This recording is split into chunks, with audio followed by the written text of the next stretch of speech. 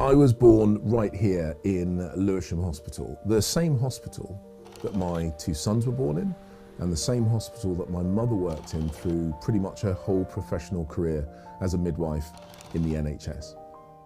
Here's James Cleverly's pitch to be Tory leader, and straight away one has to ask, does anybody believe the NHS is safe in the hands of the Conservatives?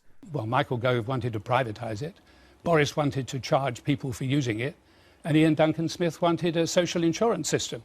The NHS is about as safe with them as a pet hamster would be with an hungry python.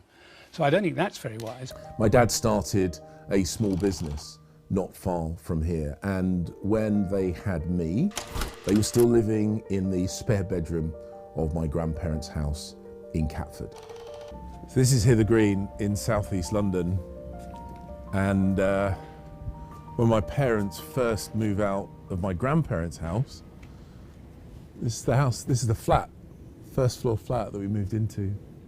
Where's this trip down memory lane going? Just here. Under a Conservative government, they were able to realise those dreams, realise those aspirations. My mum had a long and successful career in the NHS, and my dad's business grew. But you've been part of a government that has stifled small businesses and has seen doctors and nurses leaving the NHS in droves because of stress, underfunding and poor pay.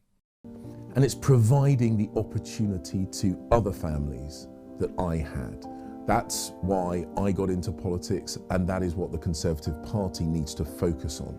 We need to re-establish our reputation as the party who, in government, helps grow the economy, helps people achieve their goals, their dreams, and their aspirations. OK, here's Bernie Sanders talking about Reaganomics and free market capitalism, but you can just as easily apply the same information to the Conservatives under Thatcher and beyond. Whoa! What happens in 1982?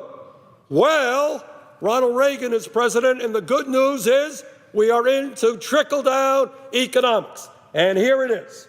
And this chart tells it all. This is what the top 20% got. This is what the top 10% got. This is what the bottom 90% got. And here we are in the last number here where we are today. And lo and behold, the top 10% gets it all. Gets it all. And frankly, this is a metaphor. This is an example of exactly what trickle-down economics is all about. When I was Foreign Secretary, I stood up to our enemies around the world. And I helped defend our friends.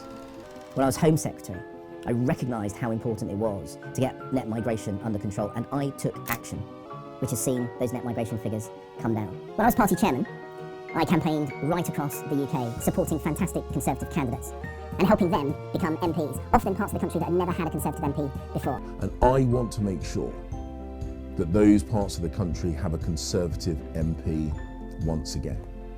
Please, God, no! Don't let that ever happen again. But we can only do this together.